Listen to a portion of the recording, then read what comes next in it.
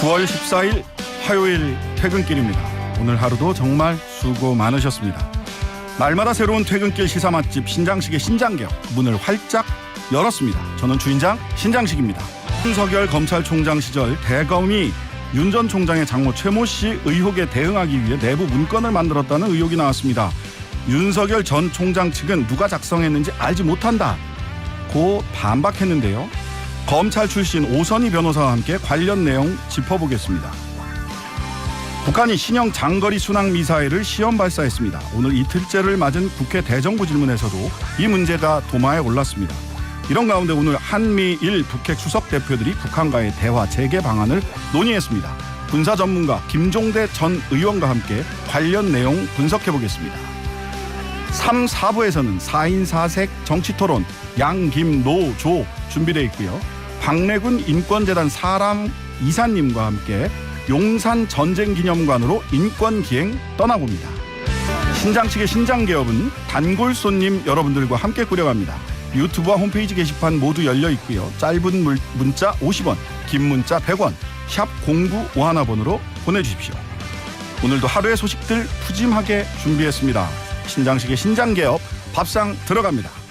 퇴근길 오늘의 뉴스 깔끔하게 정리해드립니다. 신장개업 뉴스브리핑 헬마우스 임경빈 작가, 시사저널 부민주 기자 나오셨습니다. 안녕하세요. 안녕하세요. 네, 오늘도 다뤄야 될 일들이 많아서 바로 그냥 들어가 보겠습니다.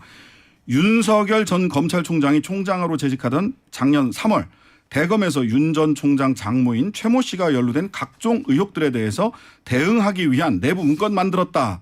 이런 사실이 오늘 아침에 보도가 됐어요. 네, 오늘자 세계일보 보도인데요. 세계일보가 입수한 세 쪽 분량의 문건에 따르면 윤 전 총장의 장모 최 씨가 직접적으로 연루돼 있는 4개의 사건, 경기 성남시 도촌동 부동산 관련 사기 사건, 그리고 윤석열 엑스파일에 이제 진원지로 지목된 정대택 씨 관련 사건, 그리고 지난 7월 구속됐다가 지난주 보석 석방된 파주 요양병원 의료법 위반 사건, 그리고 양평 오피스텔 사기 사건에 대한 사건 요지부터 진행 경과와 처리 경과 등이 구체적으로 적시되어 있는 문건을 공개한 건데요. 그 내용 상당 부분이 검찰 관계자가 내부망을 통하지 않고는 알 수 없는 사실들인데다가 문건에 이제 장모 최 씨를 피해자 혹은 투자자로 명시를 하고 있어서 사실상 최 씨를 변호하는 구조로 기술된 문건인 점이 문제가 되고 있습니다. 윤 전 총장이 이제 총장 시절 자신의 장모 관련의 사건들에 대해서는 뭐 보고도 받지 않겠다라고 밝힌 것과는 좀 모순되는 문건이 밝혀진 건데요. 검찰이 사실상 윤 총장 일가에 대해서 변호를 나선 것이 아니냐, 나서 왔던 것이 아니냐라는 지적이 있습니다. 네, 여기 윤 총장은 네. 뭐라고 이야기하세요? 윤 총장 측에서는 제가 이제 청취자분들께 설명을 드리겠습니다만은 사실은 최근에는 윤석열 후보 관련된 논란이 나올 때마다 네. 윤석열 후보 측 입장이 나왔다라는 기사가 나오면 네. 기사를 안 읽어봐도 어떤 내용을 대충 짐작을 할 수가 있습니다. 그렇죠. 크게는 세 가지죠. 일단 네. 모르는 일이다. 그다음에 윤석열 당시 총장은 보고받지 않았다. 그다음에 마지막으로 정치 공작이다. 네. 그렇죠. 이런 패턴을 오늘도 마찬가지로 주장을 했습니다. 윤석열 캠프 공보실 명의 입장문에서 문건 내용상 검찰 소관부서에서 뭐 언론이나 또는 국회에 대응을 하기 위해서 기초적인 사실관계를 정리한 걸로 이제 검찰총장한테 개별적으로 보고할 필요가 없는 통상 업무였다라고 반박을 했습니다. 근데 지금 조금 특이한 그 상황인 게 뭐냐면 윤석열 후보 측을 향해서 제기되는 의혹이라는 것이 대부분 뭐 문서나 문자 메시지나 캡처 화면이나 뭐 증인의 증언이나 이런 어떤 구체적인 자료나 근거를 가지고 제시가 되고 있거든요. 네. 근데 이제 그거에 대한 반박은 뭐 근거 없는 주장이다라는 식으로 이제 나오고 있어서 음모와 조작과 공작이라는 단어만으로 이게 정확한 지금 해명이 되고 있는지 이게 살짝 의문이고 또 한 가지는 지금 얘기한 것처럼 통상 업무기 때문에 보고를 받지 않았다라는 입장인데 지난번에 손준성 검사의 소위 그 고발장이 나왔을 때는 통상적이고 정상적인 거라면 보고를 받았을 것이다라고 했거든요. 그렇죠. 그럼 이번엔 반대 방향의 해명이 나온 겁니다.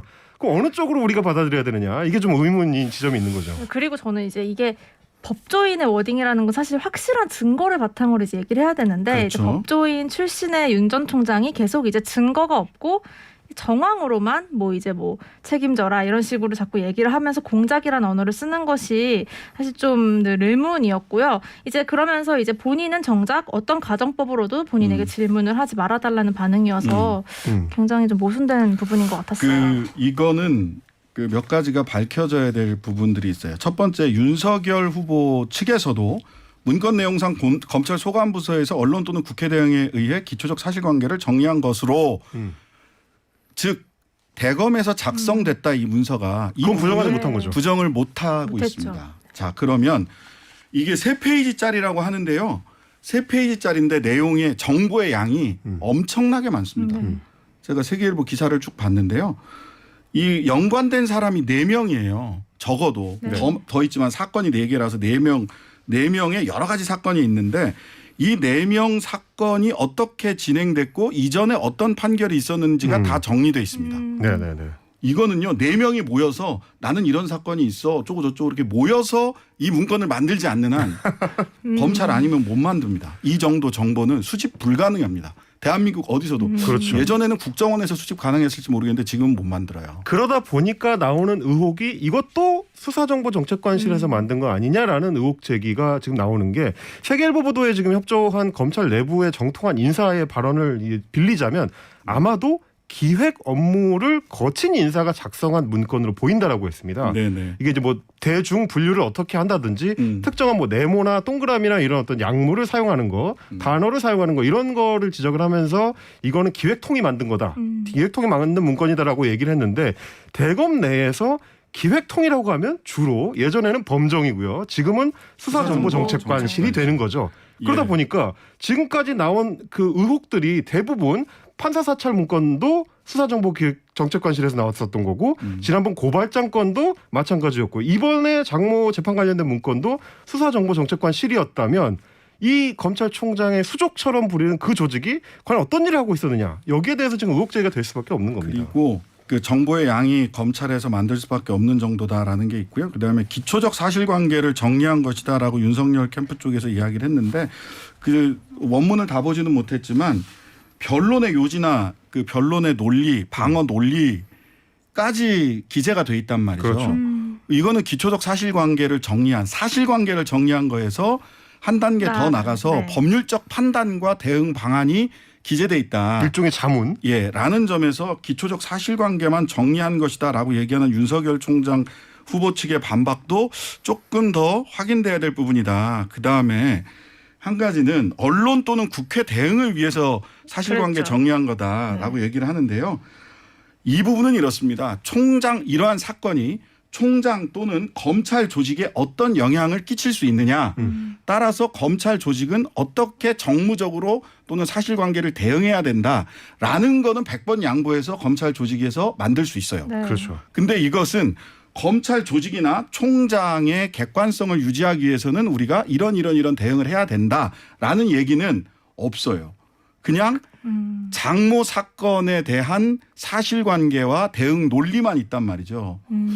그렇다면 이게 일상적으로 검찰에서 작성할 수 있는 문서냐라는 그렇죠. 것에 대해서 근본적인 질문을 할 수밖에 없다. 네. 문서의 내용은 사실상 이제 재판 대응에 가까운 건데 네. 그렇게 치면은 지금까지 나왔었던 3가지 그 문건과 관련된 의혹들이 대부분 어떻게 보면 개인 로펌에 의뢰를 해야 될 네. 만한 내용들로 구성돼 있다는 거고 그러면 뭐 여당이나 이제 공격하는 측에서 봤을 때는 당시에 윤석열 검찰이라는 조직이 총장 개인의 어떤 사조직처럼 움직인 거 아니냐라는 의문이 지금 들 수밖에 없는 상황이라 네. 네. 이 부분에 대해서는 뭐 여당 측에서도 굉장히 강하게 비판을 했는데요. 문건에 실려 있는 내용, 그다음에 그 작성 시점 등을 봤을 때 어떤 목적으로 작성이 됐는지 등에 대해서는 잠시 후에 검사 출신 오선희 변호사님과 함께 조금 더 따져보도록 하겠습니다. 자, 국민의힘은 오늘도 박지원 국정원장의 고발 사주 의혹 관여설, 그러니까 뭐 제보 사주다. 이른바 네. 박지원 게이트다라고 부르면서 공격하는 데 주력했네요. 네, 계속 박지원 게이트라고 부르면서 오늘도 이제 공격을 했는데요. 박지원 원장이 이제 조금씩 입을 열고 있어요. 네. 언론사와의 통화 인터뷰를 하고 있는데요. 굉장히 경고 멘트 그리고 말 하나하나가 뭐 주옥 같고 뭐 본인도 밝혔지만 정치 구단 같다고 본인이 정치 구단이다라고 밝혔잖아요. 네. 그 표현들을 보면 뭐 잠자는 호랑이의 꼬리를 밟지 말라.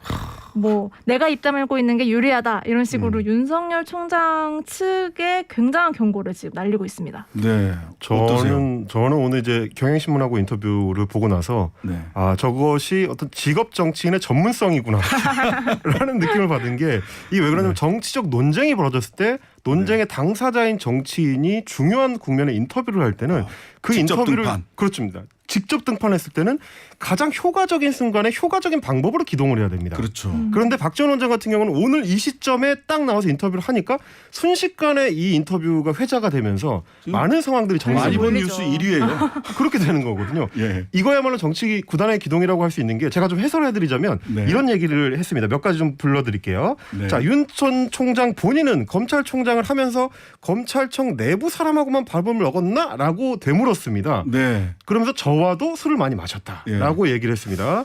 그러면 이 얘기는 뭐냐면 당신은 그러면 밖으로 사람 안 만나고 다녔냐라는 얘기를 한 발 더 나가 보면 네. 서울중앙지검장 시절에 그렇죠. 윤석열 지검장은 중앙일보의 홍석현 회장, 조선일보의 방상훈 사장을 만났던 걸 상기시키는 듯한 그리고 몇 가지 내다보면. 방 사장 만날 때는 그 소윤이라고 하는 윤대진과 같이 만났죠. 같이 만났죠. 그다음에 홍석현 회장 만날 때는 그렇죠. 무속인과 그렇죠. 같이 만나서 네. 내가 왕이 무슨 될 상이냐 이런 걸 물어봤다는 얘기가 있죠. 근데 여러 가지를 떠올리게 하는 말인 거예요. 예, 뭐 이런 예. 얘기도 했습니다. 윤우진 전 용산 세무서장 문제를 제가 국회에서 맨 먼저 터뜨렸다. 그 자료를 가지고 있다. 다 가지고 있다. 정치 개입하지 않는다고 하는데 왜 잠자는 호랑이의 꼬리를 밟느냐라고 얘기를 했습니다. 이 얘기는 지금 언론에서 윤석열 후보의 가장 아픈 부분이라고 지적되는 게 맞습니다. 윤우진 아킬레스건. 수사 무마 의혹인데 네. 이거에 대한 부분을 경고하는 그런 의미까지 담겨 있는 거죠. 네.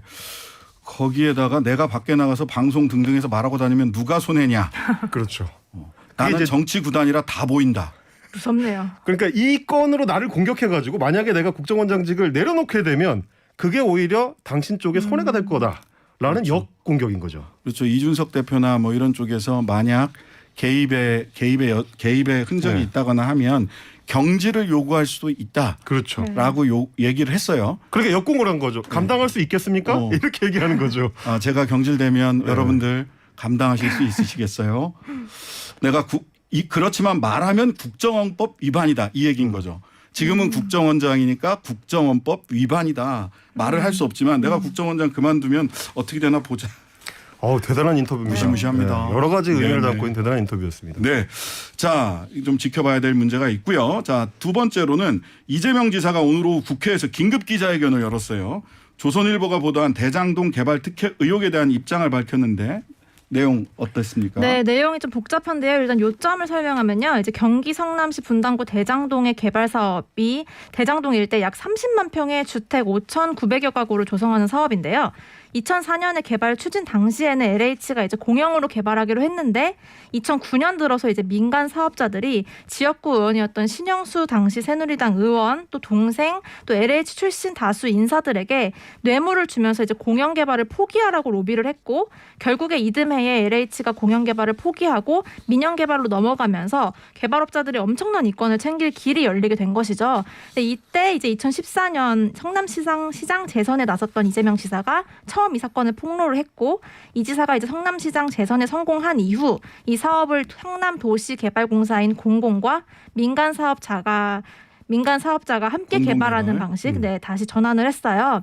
그리고 이제 공공과 민간이 특수 목적 법인 성남의 뜰을 공동 설립해서 개발하는 방식으로 전환을 한 건데요. 근데 이제 이번에 조선일보가 이 성남의 뜰에 일정 지분을 갖고 참여한 화천대유라는 자산관리 회사가 그동안 이제 출자금에 비해서 과도하게 많은 이익을 배당을 받았고 이 회사가 이 지사와 특수관계다. 뭐 이 지사 아들이 이 화천대유 관련 업체에 취업을 했다. 이런 의혹들을 제기하면서 오늘 이재명 지사가 반박 기자회견을 연 것입니다. 뭐 반박의 논리는 뭐였나요? 자, 일단 이 지사 측에서는 이 사건이 이제 새로운 얘기가 아니라는 게 첫 번째입니다. 이 지사가 이제 이전에도 이 대장동 개발건과 관련해 가지고 공직선거법 위반으로 이제 고발당한 적이 있는데 네, 맞습니다. 재판을 네. 통해서 이제 대법원에서 무죄 확정 판결이 난 적이 있고요.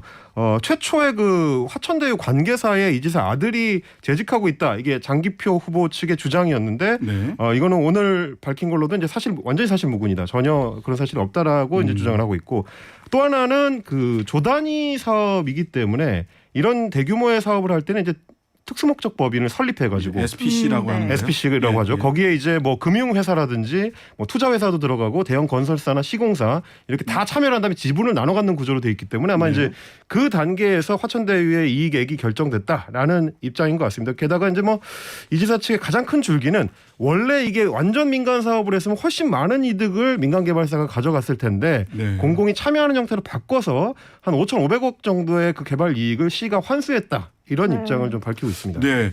그 뭐 하루 이틀 사이에 사실관계가 이건 확인될 수도 있겠다 싶은 사안으로 보입니다. 오늘은 그래서 이 사실관계보다는 조선일보 경선 개입하지 마라 이 얘기가 더 눈에 들어왔던 기자회견이 아니었나라는 생각이 드네요. 자, 오늘 뉴스브리핑은 짧게 여기까지만 하도록 하겠습니다. 임경빈 작가, 구민지 기자 감사합니다. 네, 고맙습니다. 감사합니다. 세계일보 단독 보도의 명칭은 이렇습니다. 검, 내부망 기밀 이용, 윤 장모 변호 정황, 개인 정보도 담겨. 브리핑에서도 잠깐 짚어봤는데요. 검찰 출신 오선희 변호사 연결해서 관련된 이야기 하나씩 짚어보겠습니다. 안녕하세요. 네, 안녕하세요. 오선희 변호사입니다. 네, 반갑습니다.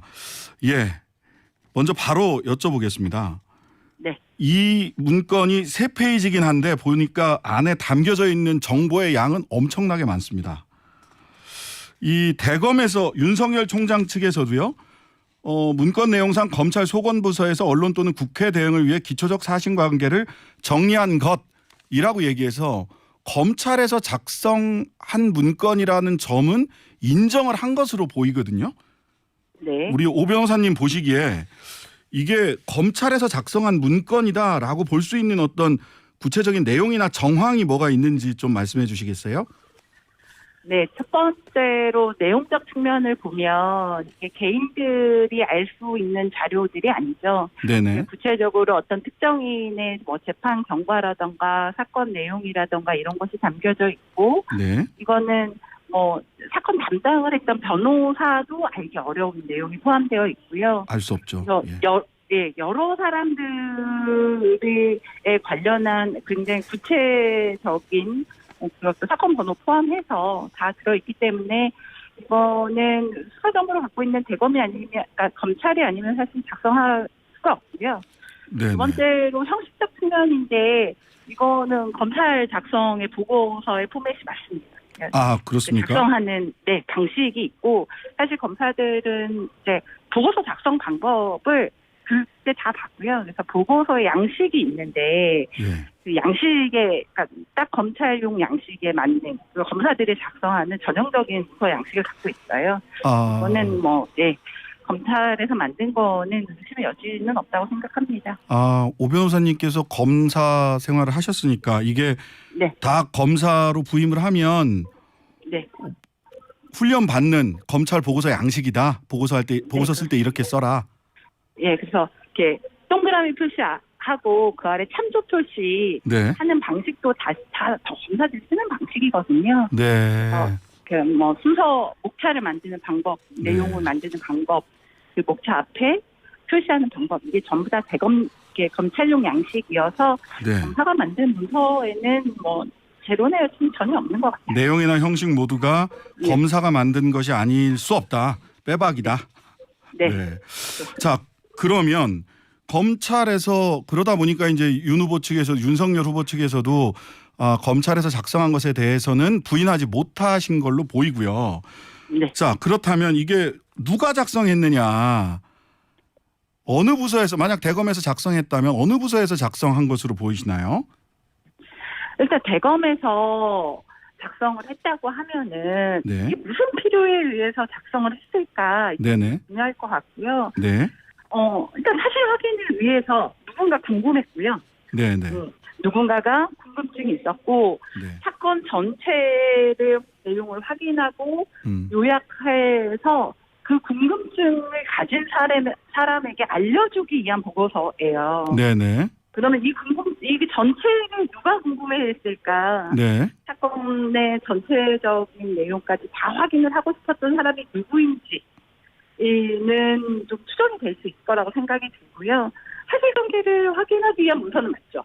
네네. 그냥 아무 관련 없는 검사가 음. 내가 이 전체 사실관계를 확인하고 싶다고 해서 알아봤다고 하면 도구를 만드는 것도 일이잖아요. 네네네. 누군가 일을 한 거거든요. 네. 윗분의 지시에 의해서 내용을 확인하기 위해서 내용을 확인을 다 하나하나 찾아서 확인하고 그 확인된 사실을 바탕으로 윗분이 보고 이해하기 좋게 정리하고 다듬어서 만든 보고서기 때문에 네. 그거를 궁금해하고 정보를 알고 싶었던 누군가의 지시로 작성된 문서인 거죠. 네.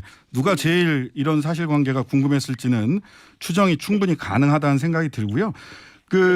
그런데 이게 사실관계만 정리한 게 아니라 보니까 어떤 논리로 변호를 해야 된다. 소위 최모 씨, 윤석열 장모가 이 사건에서는 어떤 논리로 변호해야 된다라는 간략간략한 메모도 있는 것으로 보이거든요. 그래서 사실관계만 정리한 문서라고 볼 수 있을까라는 질문도 하게 되는데요. 그래서 제가 검사가 만든 문서라고 생각을 하는 것이고 네네. 사실관계가 이런 필요성이 있다까지 의견도 달려 있잖아요. 네, 의견이 달려 있더라고요. 그러면 네, 그 의견이 어느 쪽의 의견인 것도 중요하다고 생각을 합니다. 네네. 그 의견은 명백하게 누군가를 문서에서 지칭하는 내용대로 방어하기 위한 네네. 그 반박하기 위한 논거들과 의견이고요. 네. 그렇다면 적어도 이 문서상의 도움을 받는 사람은 그 최모 씨인 거는 당연해서 네네. 예, 이것까지 이제 검사가 했다는 건 이게 적어도 이거를 작성한 검사 또는 네. 이것을 작성하게 한 그 부서에서는 네네. 방어할 논리가 자신들의 일로 받아들여진 거죠. 네. 자기와 동일시해서 우리가 해야 하는 일로서 이 보고서가 작성이 된 거라서 그거는 굉장히 문제가 있다고 생각을 합니다. 그러니까 이게 검찰총장 가족의 형사 사건이 총장이나 검찰 조직에 미칠 영향이나 이에 따른 총장과 검찰의 대응 방안 등이 있었다면 혹시라도 검찰 조직에서 작성의 필요성이 있었을 수도 있다. 검찰 전체를 위해서. 근데 이게 아니라 지금 말씀해 주신 대로 장모 사건 대응 자체를 위해서 작성된 거라면 이건 검찰 조직에서 할 수 없는 게 아닌가라는 생각이 저도 들어서 자, 그런데 그렇다면 위와 같은 목적 지금 변호사님께서 말씀하신 목적으로 작성된 문건라면 이거를 검사를 개인 변호에 동원한 거 아닌가요? 이런 형사처벌의 대상이 되는 거 아닙니까? 적어도 이게 작성한 검사도 네. 이것을 지시한 누군가도 네. 이것이 이렇게 사익에 관련된다는 거는 알고 있었을 것이고요. 예. 당연히 여러 가지로 이제 보시면 작진 않죠. 개인정보보호법 위반 소지부터 시작을 해서 예, 있죠. 예. 직권남용 소지까지 다양한 범죄의 문제가 포함되어 있습니다. 특히 네네. 이 보고서가 지금 사실 제가 제일 궁금한 건 이 보고서가 어떻게 밖으로 나왔지 이거든요. 네네네. 내부용 문서가 명백한데 밖으로 나온 정의도 궁금하고 네. 사실은 밖으로 나왔다고 하면 검찰 조직 안에서만 본 게 아니라 네. 개인에게 누군가 준 거잖아요. 네네, 그렇죠. 이거 자체로 또 직무상 알게 된 비밀을 외부로 유출하는 과정도 있을 수도 있는 거라서 네네. 한 개의 범죄가 아니라 확정되는 사실관계에 따라서는 아주 다양한 범죄가 성립할 수도 있다는 생각은 듭니다. 개인정보보호법, 직권남용, 그다음에 직무상 비밀 누설 등등 다양한 범죄에 해당할 가능성이 있다. 오늘 조성은 씨, 4월 3일자 고발장이 했다는 조성은 씨가 오늘 다른 언론에서 인터뷰를 하면서 내부 고발자가 검찰 내부에 있다. 이런 얘기까지 했어요. 결국은 이 검찰 내부에서 이런저런 정보들이 나오고 있는 것 같은데 이런 문서를 결과적으로 작년 3월에 작성한 목적이 뭐라고 보십니까? 이 시기를 좀 나누어 볼 필요는 있는데, 그러니까 재작년 연말 연초를 거쳐서 작년 봄을 네.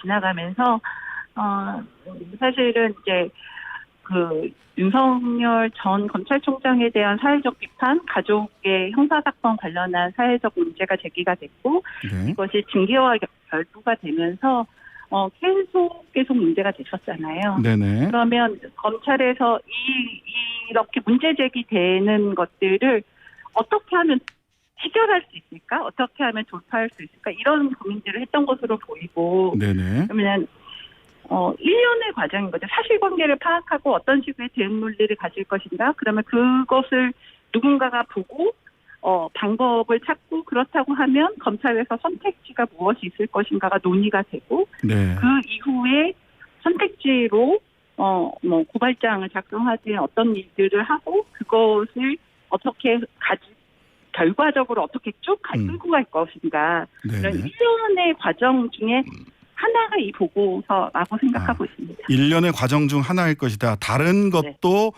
추가로 맞춰질 퍼즐이 있을 수도 있다라는 뜻으로 읽힙니다. 자, 오선희 변호사님 감사합니다. 네, 감사합니다. 네. 네, 북한이 신형 순항 미사일 시험 발사에 성공했다고 선언했습니다. 그 의도와 배경을 두고 여러 해석들이 나오는데요. 전문가와 함께 분석해 보겠습니다. 연세대 통일연구원 겸임 교수시고 전 국회의원이신 우리 김종대 교수님 모셨습니다. 어서 오세요. 네. 예. 오랜만에 뵙습니다. 오랜만에 뵙습니다. 네. 예. 뭐 회포는 천천히 풀기로 하고. 그러죠. 예. 바로 여쭤보겠습니다. 자, 북한이 11일과 12일 신형 장거리 순항 미사일 시험 발사 성공했다라고 하면서 7,580초간 보니까 2시간 반 이렇게 날아갔더라고요. 1,500km 비행 후에 표적 명중했다. 터빈 송풍식 발동기를 개발한 거다. 뭐 이런 표현들을 했는데요. 이게 뭐 하는 무기입니까? 일단.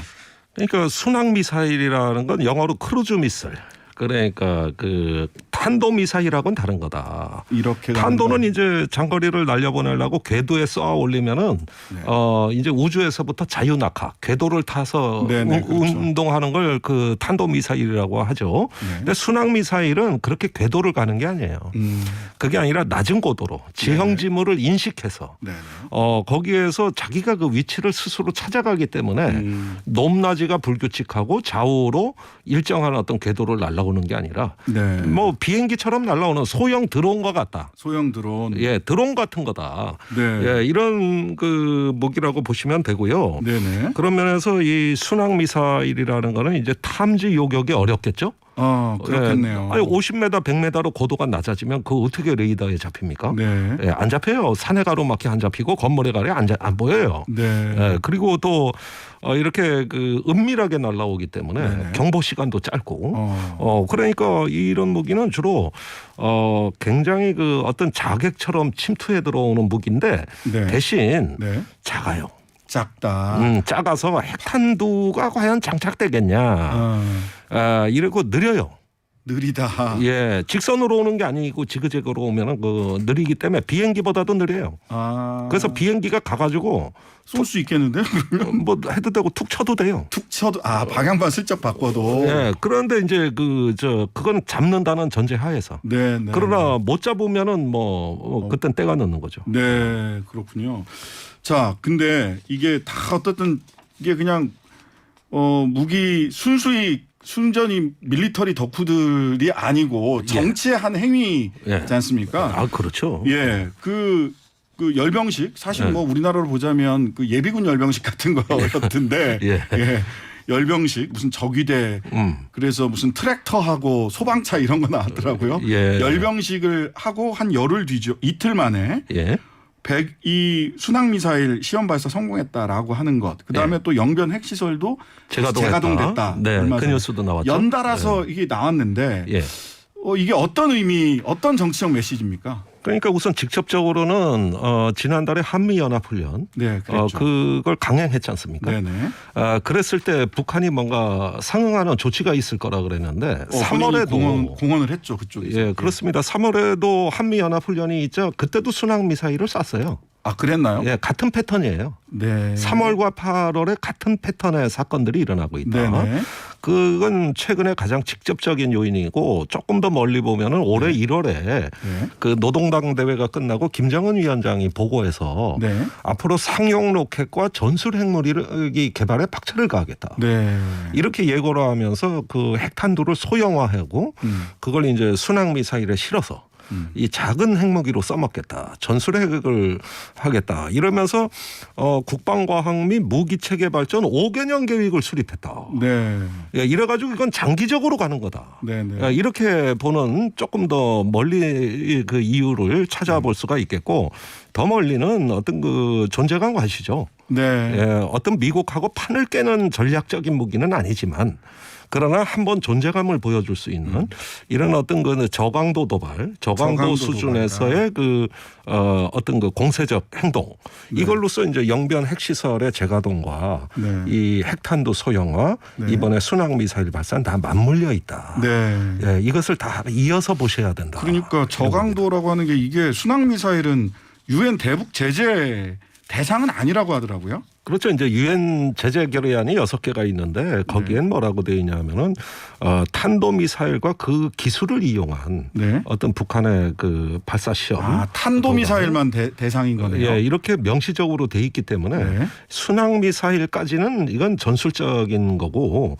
그래서 유엔 안보리의 어떤 직접적인 접촉 대상은 아니라고 문자적으로는 해석돼요. 네, 네. 예, 문자적으로는 그렇게 볼 수 있어요. 네. 그러나 이제 그 북한의 그 핵무기가 전략무기로부터 전술무기에 이르기까지 입체적으로 구축하고 있기 때문에 네. 이런 것들은 이제 남북 군사 기본 합의, 네.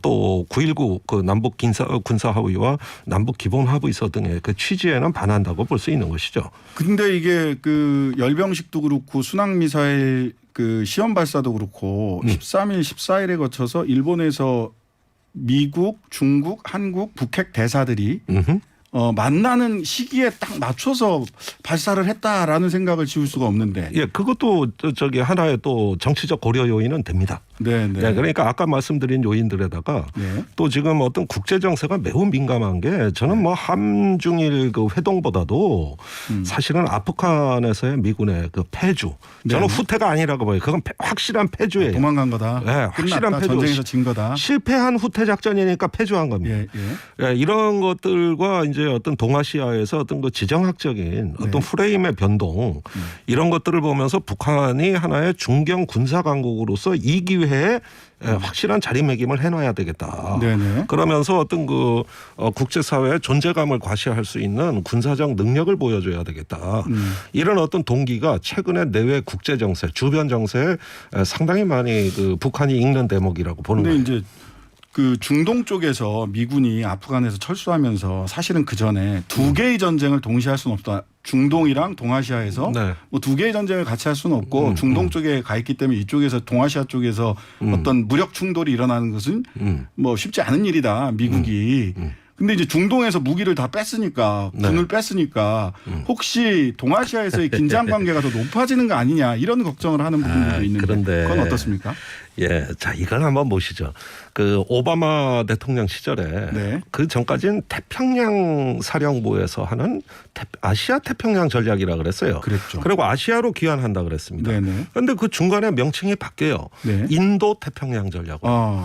그러니까 태평양과 그 옆에 있는 인도양이 아시아로 기환하는 전략적인 무대라고 본 거예요. 네. 그래서 인도 태평양 전략으로 바뀌었습니다. 네네. 그러면 인도에서의 양에서의 미국 패권, 네.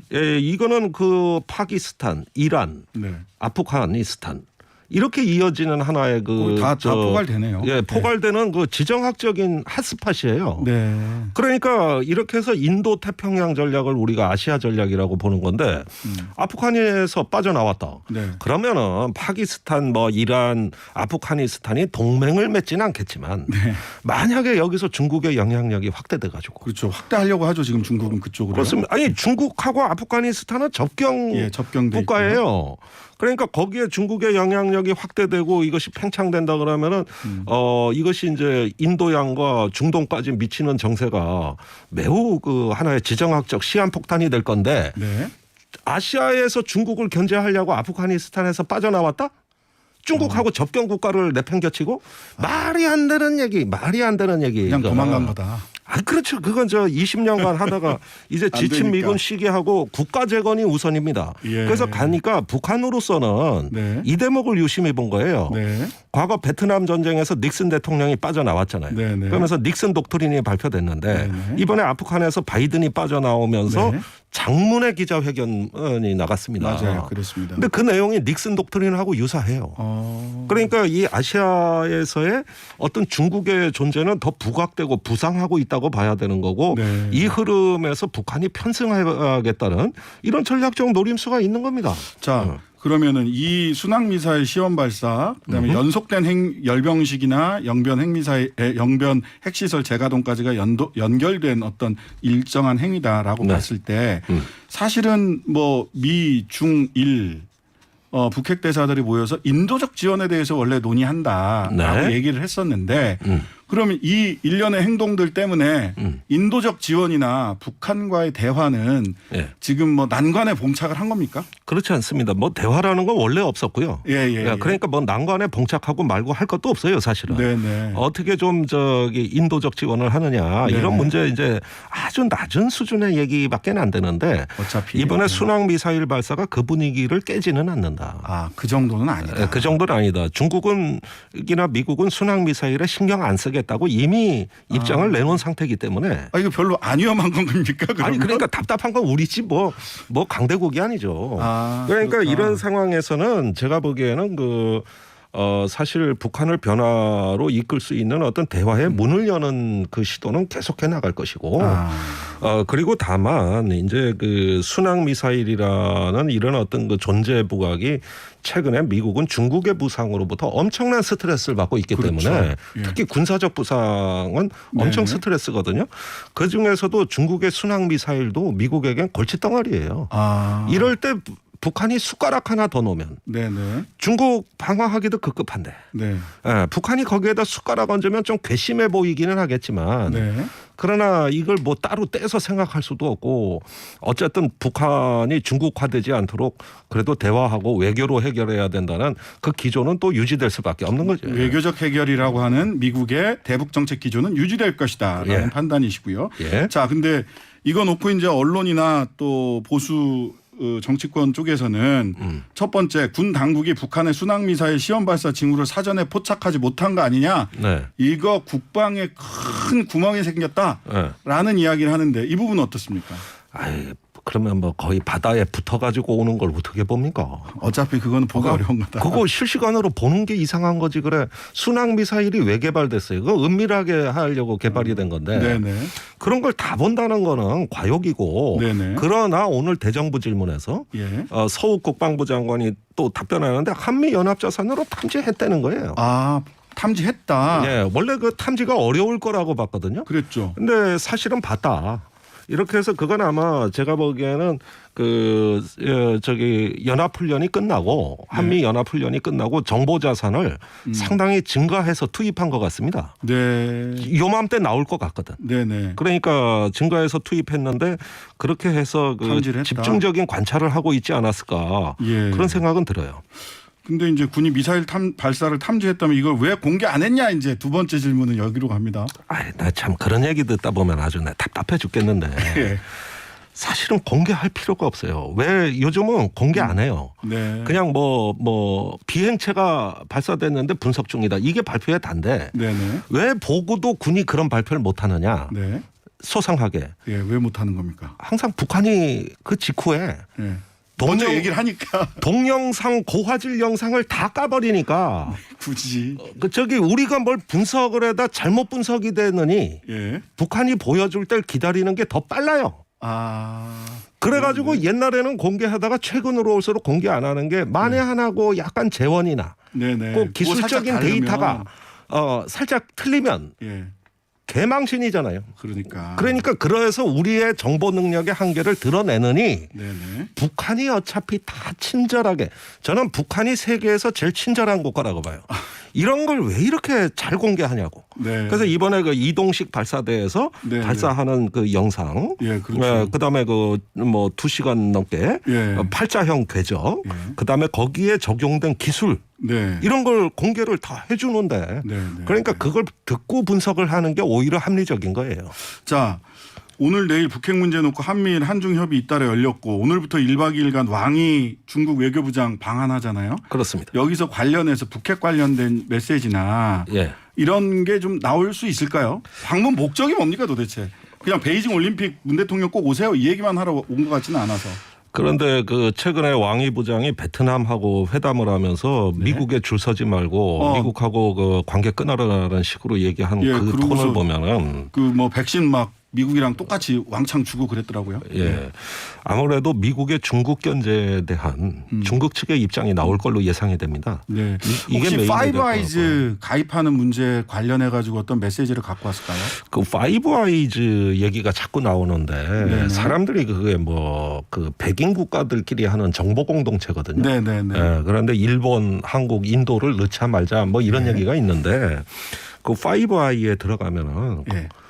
우리는 거의 그 안보가 미국하고 융합되는 거예요. 예, 그렇죠. 한미동맹 그 이상입니다, 이거. 네. 그래가지고 정보뿐만 아니라 작전, 심지어는 군 장성 직위까지도 교환해요. 아. 예컨대 태평양 사령부, 해군 구성군 사령부의 작전 참모가 호주 장군이에요. 아. 그러니까 굉장히 깊숙이 들어가는 거거든요. 그렇게 네. 되면 우리의 그 지정학적으로 전략적인 융통성이랄까 유연성이 굉장히 저하될 거예요. 아. 대신 미국으로 오는 정보의 품질은 좋아지겠죠. 네, 네. 그 엡실론이라는 네. 그 미국 최고의 감청 위성에서 감청된 정보가 들어옵니다. 네. 그런 게 달라질 거예요. 자, 이게 뭐 일장일단이 있는데 이렇게 완전히 융합돼도 되는 건나 뭐 네. 전략적 판단이 좀 필요할 것으로 보입니다. 자, 그 북한의 순항 미사일 발사 네. 그렇게 뭐 정치적 메시지로 보자면 기존의 미국의 외교 중심으로 대북 문제를 풀겠다라는 것을 기조가 변화할 정도의 그런 네. 정치적 메시지는 아니다라는 정도로 우리가 네. 확인해 볼 수 있었습니다. 김종대 연세대 통일연구원 개견 교수님과 함께했습니다. 감사합니다. 감사합니다. 58년 개띠 부산 출생. 여전히 깨지지 않은 한 시즌 223개의 탈삼진. 1984년 한국 시리즈 4승 1패라는 믿을 수 없는 전설을 쓴 사람. 무쇠팔 최동원. 누군가는 류현진을 누군가는 선동열을 대한민국 최고의 투수라고 합니다. 하지만 구원 투수 보직을 받았던 류현진을 물건이 있다 하면서 김인식 감독에게 선발 투수로 추천한 사람은 하나 코치 시절의 최동원입니다. 선동열은 87년 최동원 같은 거대한 목표가 있었기 때문에 자신이 있다고 고백했습니다. 80년대 시위를 하던 시민들이 그를 보고 야구선수 최동원 맞습니까? 라고 묻자 예, 저 최동원 맞습니다 라고 씩씩하게 대답하던 사람. 언론 탄압에 맞서 부산 지역 언론 노조가 파업했을 때 남몰래 투쟁 기금을 보낸 사람. 최고 연봉을 받는 스타이면서도 내가 나서지 않으면 아무도 나서지 못한다라고 말하며 프로야구 선수회를 만들다 다른 팀으로 팔려갔던 사람. 그래도 기죽지 않고 끝까지 씩씩하게 150km의 강속구와 폭포수같이 떨어지는 커브를 던지던 사람 최동원. 2011년 9월 14일 최동원은 대장암으로 세상을 떠났습니다. 10년 후 오늘 대선판은 혼탁해져가고 국민들은 물타기 작전, 적반 하장 작전을 쓰는 팀에게 몰수패라도 주고 싶은 심정입니다. 세상과 약자를 향했던 따뜻한 마음, 홈런을 맞을지언정 언제나 정면 승부를 택했던 최동원의 강속구가 그리워지는 신장식의 오늘입니다. 4인 4색 정치토론 4개의 날카로운 시선이 부딪힙니다. 다시 양김 노조로 돌아온 4분. 김용남 전 의원, 김재석 국민의힘 당협위원장, 노영희 변호사, 조성주 정치발전소 대표 중에서 김용남 전 의원이 조금 늦고 계십니다. 세 분 반갑습니다. 안녕하십니까. 네, 우리 김용남 의원님이 윤석열 캠프에 계셔서 물어볼 게 참 많은데 이 앞부분 질문을 할 때 한 10분 정도 늦으신다고 하셔가지고 김재석 당협위원장님께서 좀 말씀 많이 해주셔야 되겠네요. 네, 뭐 아는 대로 이야기해 보겠습니다. 네네. 오늘은 삼삼한 토론으로 시작을 했다가 좋습니다. 나중에 4인 4색 토론으로 넘어가 보도록 하겠습니다. 자, 바로 들어가겠습니다. 윤석열 고발 사주 의혹, 고발 사주냐, 제보 사주냐 이렇게 또 프레임이 부딪히고 있어요. 이 사건 정치권에서는 확전이 지속되고 있습니다. 워낙 많은 의혹과 인물들이 등장하는데요. 오늘 뭐 박지원 국정원장도 본인 등판하셨어요. 호랑이 꼬리 밟지 마라. 이런 얘기까지 하셨는데 자, 좀 전체적으로 정리를 한번 해봐야 될 것 같습니다. 핵심과 흐름, 우리 노영희 변호사님 이 사건의 핵심과 흐름 한번 정리해 주시죠. 네, 제가 좀 정리를 한번 해보겠습니다. 그러니까는 2000년 4월 달이었습니다. 실질적으로 그 당시에는 검언유착이라고 불리우는 사건 때문에 사실 되게 복잡한 상황이었고, 네. 그리고 검찰 개혁이 매우 중요하게 얘기되던 시기였는데, 그리고 총선을 얼마 남겨두지 않은 시기였죠. 4.15 총선. 그 당시에 4월 3일자 그리고 4월 8일자로 손준성 검사가 작성한 것으로 보이는 그러한 고발장 2개가 텔레그램을 통해서 김웅 당시 미래통합당 송파갑 예비 후보에게 전달이 됩니다. 이 고발장에는 고발인은 비어져 있고요. 대신에 그 친여 성향의 정치인과 기자 플러스 성명 불상자 11명의 피고발인으로 지금 적시가 되어 있었던 것이고요. 네. 당시의 내용은 공직선거법 위반 그리고 정보통신망법상 명예훼손죄였고요. 이 당시 피해자로 적시된 사람들은 윤석열 총장, 그다음에 김건희 씨, 그 부인인 김건희 씨, 그리고 한동훈 검사장 3명이었습니다. 근데 이제 그 내용이나 이런 것들을 보게 되면 사실은 상당히 이제 검사가 작성한 것으로 혹은 전문가가 작성한 것처럼 보이는 내용들이 많이 있고 문투가 네. 일반인들이 쓰기엔 좀 혹은 시민단체가 작성했다고 보여지는 않는 그런 부분이 많이 있었는데 어쨌든 4월 달에 이렇게 전달이 됐는데 김웅 의원이 이것을 자신이 처음에는 내가 전달했다. 누구한테 받았는지 모른다 이렇게 얘기를 하다가 그다음엔 내가 전달도 안 했다. 손준성이 준 건 아니다. 이렇게 말을 왔다 갔다 하는 와중에 이러한 그 고발장 전달 관련된 내용이 누구에 의해서 얘기가 됐느냐가 또 문제가 됐죠. 네네. 그래서 신생 인터넷 매체인 뉴스버스를 통해서 이게 보도가 처음 되었고 당시에 이 사건을 제보한 사람이 누군가에 초점이 이제 또 맞춰졌는데 네. 그게 이제 바로 지금 현재 얘기되고 조성은 씨란 말이죠. 근데 조성은 씨는 실질적으로는 국민의힘 사람이었죠. 물론 이제 좀 약간 당은 달랐었지만 합쳐져서 그런 와중에 김웅 의원과 손준성 검사는 전부 다 부인했고 여기서 가장 핵심이 됐던 거는 손준성 당시 정책개혁관인가요? 어쨌든 이분을 수사정보정책관.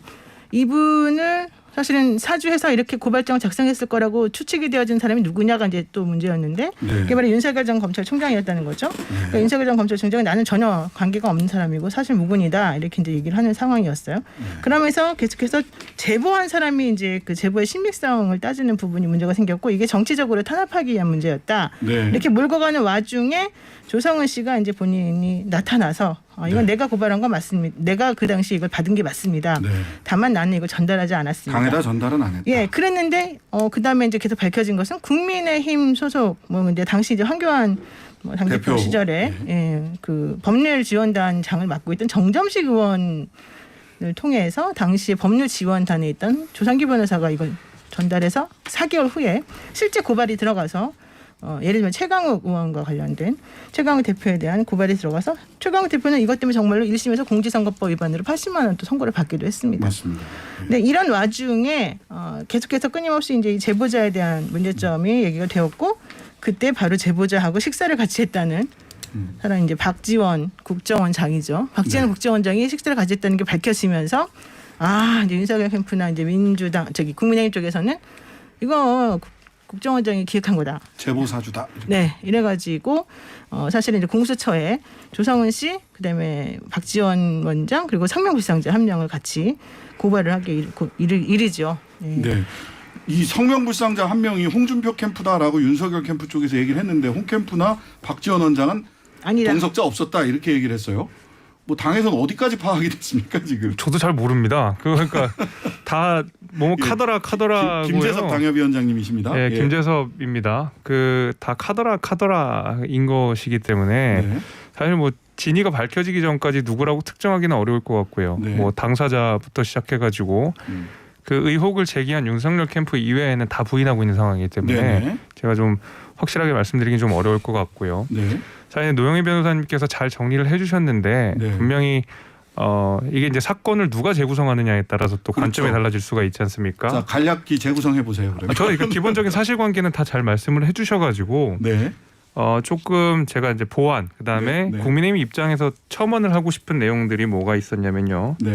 저는 그 박지원 국정원장과 조성은 씨가 만났다고 하는 것을 그렇게 가볍게 넘길 일은 아니라고 생각을 합니다. 왜냐하면 자, 우리 김용남 의원님, 전 의원님. 네. 저기입니다. 일부러 여기입니다. 문과 가장 가까운 곳에 자리 나왔습니다. 자, 삼삼한 토론에서 4인 4색 토론으로 급 전환됐습니다. 네, 다시 시작을 해보겠습니다. 네. 김재석 당협위원장님. 그 8월 10일 날 그러니까 8월 11일에 네. 조성은 씨와 박지원 원장이 만났다는 것이고요. 네네. 오늘 오전에 나온 보도들을 보면 8월 10일에 예. 오후 10시에 그 박지원 캡처했다? 원장을 만나기 전에 한 106건의 그 해당 뭐 고발장부터 해서 자료들을 다운받았다는 네. 사실이 드러났었고요. 그러니까 바로 다음날 8월 11일 날 만난 거 아니겠습니까? 네. 긴 이야기를 했었던 것 같고 엊그저께 조성은 씨가 SBS에 출연을 해서 직접적으로 한 얘기가 뭐냐면 박지원 원장님과 제가 그 원했던 날짜가 아닙니다. 이진동 기자가 치자고 한 날에 치다라는 표현을 또 썼죠. 네. 예. 그런 면에 있어서 사실 당시 8월 11일 날 박지원 원장과 조성은 씨가 상당 부분 이에 대해서 이야기를 했을 가능성을 본인 스스로가 이야기를 좀 했었기 때문에 네. 저는 상당 부분 이 고발 사주, 소위 말하는 고발 사주에 대해서 신빙성이 어느 정도 있다는 생각이 일단 첫 번째로 있고요. 제보 사주. 제보네. 죄송합니다. 예, 제보 사주. 예, 제보 사주에 대해서 얘기가 있었다고 깜짝 생각이 되고요. 놀랐습니다. 그렇죠. 저는 그래서 이제 이 정황들이 너무 네. 이제 좀 뭐 원래 우리 배밭에서 신발끈 매면 안 되는 것처럼 네. 뭐 갓끈이죠. 갓끈 갓끈 고치면 고치면 안 되는 안 것처럼 돼요. 자꾸 틀리네요. 죄송합니다. 그런 것처럼 전 상당 부분 신빙성이 있는 그러니까 이 얘기를 전혀 안 했다. 제보 사주 얘기를 전혀 안 했다고 보는 것이 오히려 타당하지 않다라는 생각이 일단 있고요. 한 가지만 더 얘기하겠습니다. 네네. 그 이제 노영희 변호사님께서 말씀하신 게 윤석열 후보에 대한 사주 이야기를 하셨는데 저는 그거는 좀 너무 많이 나간 일이라고 생각을 하고 있어요. 뭐 그 부분은 우리 지시나 방조가 있었느냐, 손준성 네. 검사에 대해서 윤석열 전 지시 방조가 있었느냐. 예. 그거는 이제 나머지는 김용남 의원님께서 갑자기 재구성을 더 해주죠. 넘어갔습니다. 네. 예, 오늘 보니까 이거 한번 여쭤봐야 될 것 같아요. 김재원 그 정치공작 진상조사 당의 진상조사 당의 공명선거 추진단사. 네. 그다음에 우리 김용남 전 의원님은 윤석열 캠프의 정치공작 특위 간사 맞으시죠? 간사는 아니고 위원입니다. 위원이시고. 근데 김재원 의원은 오늘 아침에 방송에서 소위 고발 사주와 제보 사주 이 부분을 나눠서 작년 4월 달에 벌어졌던 이 손준성 검사와 이쪽으로 넘어가던 이 김웅 뭐 이렇게 넘어가던 이 부분은 사실관계 확인이 더 필요한 거고 그거는 뭐 아직은 뭐라 얘기하기 어렵고 사실관계 확인이 필요하고 제보 사주는 문제다. 이렇게 이제 4월 달 작년 4월과 올 9월 달을 구분을 했어요. 이렇게 구분하는 게 뭐 윤석열 그 캠프 쪽에서도 그렇게 구분을 좀 하고 계시는 건가요? 아니 그러니까 두 가지 사안 다 사실 확인이 필요하죠. 두 개 다 필요한 건 맞고 근데 지금 지난 4월에 있었던 일 이게 4월 3일에 무슨 고발장이 전달됐다고 하는데 네. 그거는 아닌 것 같아요. 4월 3일은 아닌 것 같아요. 왜냐하면 그 전달됐다는 4월 3일자 고발장 초안이라는 내용이 4월 3일 기준으로는 알 수 없는 내용들이 들어가 있거든요. 네. 그래서 그 시점은 아닌 것 같아요. 그 이후 언젠가 같은데 오히려 4월 8일 이후 아닌가 싶어요. 근데 그러려면은 독일에 본사가 있는 러시아 개발자가 만들어서 독일에 본사가 있는 텔레그램이랑 얘기를 해봐야 될 것 같은데 날짜가 텔레그램의 그 SNS의 이 로직상 날짜를 바꾸는 거 쉽지 않거든요. 어떻게 보세요? 이 말씀은 조성주 소장님. 조성주입니다. 지금 나온 텔레그램에 나와 있는 그걸로는 이미 그 날짜나 이 순서는 의혹을 갖기 어려운 거 아닌가요? 순서상으로는 이제 그게 맞는 것 같고 그다음에 이제 혹자 말씀하신 대로 이제 당시 시점에서 알기 어려운 내용들이 있다 초안에 이것은 또 반대로 생각하면 그렇기 때문에 굉장히 내부적인 어떤 것을 정보를 알 수 있는 어떤 위치에 검찰이 아니면 알 수 없는 내용이다. 그런 식의 오히려. 또 의혹이 이제 반대로 나오는 거잖아요. 그것조차도 이제 의혹이 되는 그렇기 때문에 의혹의 또 근거가 될 수 있기 때문에 다소 그렇게 얘기하기는 좀 곤란하지 않나 저는 이런 생각이 있어요. 그래요. 어떠신가요, 김용남 제가 들은 바로는 전 의원님. 지금 텔레그램의 그 화면을 캡처한 거는 좀 시간이 내용을 지나서. 조작할 수 있답니다. 날짜나 그런 거를. 근데 그게 조작 여부를 확인하려면 그 텔레그램으로 대화한 사람들이 아직 그 핸드폰에 그 원본이 남아 있으면 그거는 확인할 수 있다고 그래요.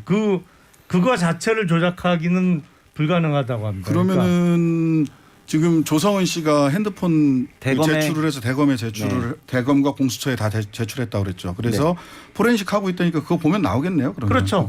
그리고 그게 그 이미징을 해갖고 핸드폰을 돌려받았다고 해요. 예, 조성은 어차피 씨가. 뭐. 예, 뭐 그거는 다 뭐 소란 그렇게 하는 거니까. 쉽게 말씀드리면 아예 통으로 카피를 하고 핸드폰은 보통 돌려주니까 네네. 조성은 씨가 갖고 있는 거를 지금이라도 열어보면 알 수 있겠죠. 자, 그러면은 이 부분은 좀 지켜보면 될 것 같아요. 4월 3일자 전달된 4월 3일자하고 8일자 전달된 이 텔레그램으로 전달된 문서들의 조작 가능성에 대해서 말씀을 하셨고 이 조작 가능성이 확인되는지는 좀 뭐 포렌식 결과 보면 나온 네. 거니까 이건 뭐 논쟁을 길게 할 부분은 아닌 것 같습니다.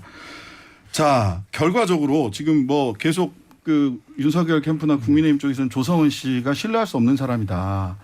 라는 취지의 발언을 말씀을 하고 계시고 박지원 원장과의 연관성 얘기도 하셨는데 오늘 박지원 원장이 호랑이 꼬리 밟지 마라 이렇게 얘기하셨어요. 이 부분 어떻게 보십니까? 우리 노영희 변호사님. 이거 국정원법 위반 아닌가요? 국정원법 위반이 될 수가 소지가 있어서 있죠. 우리가 내가 더 이상 말하지 않겠다. 호랑이 꼬리 밟지 마라 이렇게 얘기하셨어요. 조성진 글쎄요, 일단 저는 본인을 호랑이라고 지칭을 하신 거네요. 예, 예, 호랑이 꼬리 밟지 마라 이랬어요. 이 부분 뭐 말씀 한 말씀씩 해주시죠. 우리 노 변호사님부터. 예. 아니 박지원 원장이 바보가 아니고서야 그렇게 공공연한 장소에서 공공연하게 사람을 만나고 바로 그 사람이 그 즈음에 뭐 이런저런 일을 하고 이거는 나는 일단 첫 번째 지금 박지원 원장이 그런 일을 왜 할까 첫 번째 이제 만약에 했다 그러면 지금 그렇게 자꾸 배우설을 주장한다 그러면 네. 박지원 원장이 그런 일을 할 동기나 뭐 이유가 있을까 지금 80이시잖아요. 네, 네. 지금 뭐 남의 당 일에 뭐 껴서 사실 그럴 필요도 없는 거고 본인이 대선 후보를 지금 뭐 어떻게 할 것도 아니고 저는 좀 이해가 안 가고 첫 번째로는 네, 네. 두 번째는 뭐 설령 그런 일을 했다 그러면은 그렇게 공공연하고 바보같이 그렇게 적나라하게 그런 일을 했을까 이런 부분도 사실 좀 납득이 안 가죠. 네. 지금 박지원 원장이 계속 그런 말 하지 않습니까? 내가 정치 구단이다. 오늘 나온 인터뷰도 그랬어요. 내가 정치 구단이다. 내가 현실적으로 그런 일을 꾸민다면은 뭐 이제 그런 취지죠. 말은 정확히 그건 아니지만 내가 그렇게 바보같이 하겠느냐 이런 취지로 오늘 인터뷰를 사실 했어요. 사실 제가 박지원 원장은 제가 재판을 4년 동안 했어요. 그 저축은행 사건 재판을. 네네네. 그래서 1심부터 대법원 파기환송해서 이제 무죄 나온 것까지 제가 다 완벽하게 다 했는데 정말 치밀해요. 그리고 정말 그때 당시에도 이제 연세가 많이 있었는데도 불구하고 기억력도 좋으시고 되게 머리가 되게 좋으신데 앞뒤 딱딱 맞아요. 근데 만약에 그런 분이 이렇게 어설프게 했을까? 게다가 더 중요한 거는요. 이 조성은 씨가 제출했던 핸드폰에서 결국 손준성 검사의 텔레그램 계정이 사실인 것으로 지금 확인이 된 거 아니겠습니까? 네, 그 CBS에서 하다가 그 현장에서 확인이 돼가지고. 예. 그러니까 현실적으로 일단 여기서 핵심은 박지원 원장하고 그 조성은 씨의 관계가 뭐냐가 중요한 게 아니라 둘이 뭐 네네. 친하거나 안 친하거나 밥을 자주 먹는 사이거나 아니거나 뭐 네. 정치적 멘토이거나 말거나 간에 어쨌든 손준성이라는 사람의 텔레그램에서 그쪽으로 해서 넘어갔다는 그거는 제가 보기에는 어느 정도는 빼박이 아닌가 싶단 말이죠. 그러면 자꾸 본질적인 부분을 치고 들어가야지 왜 그런지 모르겠어요. 네, 근데 김용남 전 의원님. 지금 네. 이제 조성은 씨하고 박지원 원장이 만난 게 8월 11일 예. 저녁을 예. 먹었다는 거 네, 아니에요? 맞습니다. 예. 근데 8월 10일이 바로 그 전날 무슨 일이 있었냐면 예, 그 부분은 우리 김재섭 의원이 오시기 전에 얘기를 하셨어요. 남북통신선 끊어진 것도 얘기가 남북통신선. 나와요. 네. 왜냐하면 그 얘기는 안 하셨어요. 아이고 예. 참네요. 바로 야, 그 전날 남북통신선. 김여정이 한미 합동훈련이 대단히 축소돼서 지휘부 훈련으로만 실시됨에도 불구하고 훈련을 하는 거에 대해서 네네. 보복을 경고하면서 남북통신선을 끊었어요. 그날. 네네. 예. 그러니까 사실은 그렇게 한가할 때가 아니다. 국정원장이 그 저녁 시간에요. 국정원이 있는 내곡동에서 그 소공동에 있는 L 호텔까지 오려면 네. 2시간 걸려요. 근데 왜 오냐? 사실은 뭐 몇몇 분은 알고 계시겠습니다만 예. 그 식사를 했다는 L 호텔의 유식당 롯데호텔 38층. 38층. 근데 사실은 그 롯데호텔 32층에 국정원 안가가 있거든요. 어유 별걸 다 말씀해 주시네. 그러니까 그래서 사실은 그 시내에서 국정원장이 누구를 만날 때는 식사는 그 38층. 호텔의 식당에서 하더라도 식사하고 중요한 얘기를 할 때는 동선이 전혀 드러나지 않게 사실은 몇 층 내려가면 아예 고정적으로 쓰는 안기부 국정원이죠. 지금 네. 국정원 안가가 있습니다. 네. 그러니까 사실은 그거랑. 이거는 그러니까 잘 모르겠네. 아니, 그거랑 무슨 그러니까 상관이- 말씀하셔도 되는 거예요. 그렇게 알고 들어서 알고 있다. 이런 이 정도로 하시죠. 예. 예, 알만한 분들은 다 알고 계시지만 그래서 사실은 이게 이렇게 드러나게 된 게 예. 사실은 조성은 씨가 그걸 뭐 정말 개념이 없는 거죠. 그걸 본인 SNS에 올리고 예, 지금 예. 동선은 확인 안 돼요. 그러니까 그 호텔의 38층에서 식사를 하고 나서 네네. 국정원 안가로 이동을 했는지 여부는 저희가 모르죠. 확인할 예. 방법은 자, 없죠. 다만 너무 나가는 거 아니에요? 네. 다만 그 먼 길을 그 바쁜 시기에 그리고 남북 문제에 있어서도 위중한 시기에 국정원장이 그 긴 동선을 이동해서 와서 만날 정도면 그냥 아는 사이라 뭐 오래간만에 식사나 하자. 아유 그런 아니, 상황이 아니, 아니었어요. 말이 안 되는 게 조성주입니다. 이렇게 그냥 네. 안가에 있으면 밑에 내려와서 밥 먹는 게 뭐 아, 동선이 그렇죠. 길어요. 뭐 네. 그래봤자 1분도 안 걸리니까. 아니 그렇지. 내곡동 국정원에서 아니, 내곡동에서 오셨는지도 모르는 거 아니냐 이제 이런 동선은 얘기가 이제 우리 우리가 조성주 추측하기 정치발 선수 어려우니까요. 대표님 예. 예, 너무 말씀 안 비슷하다 하셔가지고 이름이 조성주 조성은. 네, 그렇네요. 친척 아니에요? 아닙니다.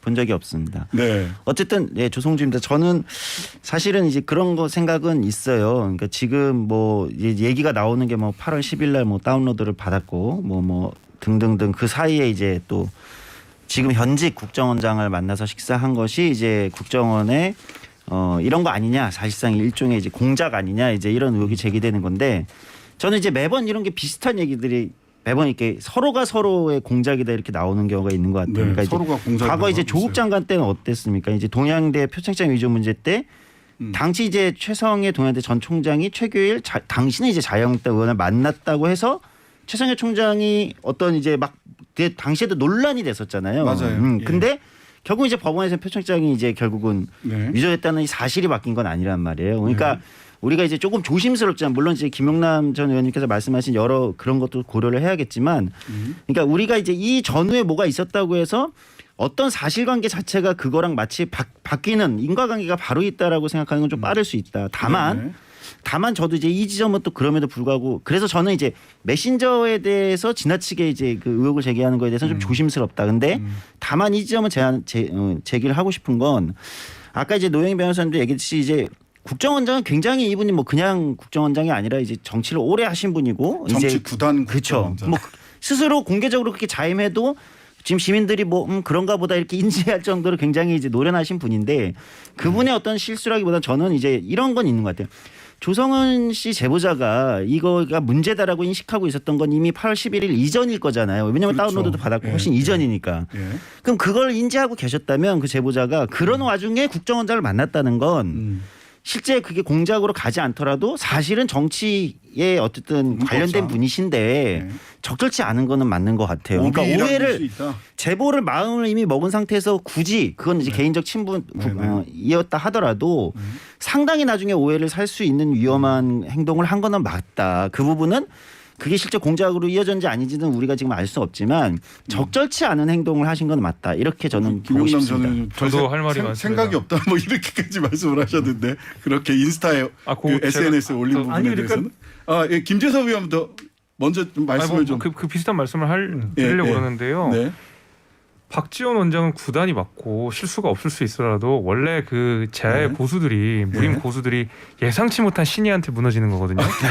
지금 여기에서는 박지원 원장은 단 하나도 실수한 게 없습니다. 이 사건에 대해서는 박지원 원장은 아무런 얘기도 한 게 없고 아무런 액션도 한 게 없고 드러난 게 없어요. 다만 조성은 씨가 올렸던 SNS상에 올렸던 그 룸 레스토랑 사진을 올렸던 것을 TV조선 기자가 사후에 조각을 맞추면서 박지원 원장을 만났다는 것이 드러났을 뿐이지 박지원 원장은 이에 대해서 어떤 방식으로든 얘기를 하진 않았습니다. 네, 그렇기 때문에 이거는 박지원 발이 아니라 박지원 원장이 실수한 부분이 있을 수 있는 거죠. 왜냐하면 박지원 원장이 하려고 했던 건 아니었으니까 이거는 제3자에 의해서 드러난 거기 때문에 박지원 원장이 실수가 없는 사람이라는 전제만 가지고 이것이 박지원과 무관하다라고 연결하는 건 좀 논리적으로 좀 너무 나간 것 같고요. 이렇게 한번 여쭤볼게요. 제보 사주다 이렇게 이제 국민의힘 쪽에서 얘기를 하잖아요. 네.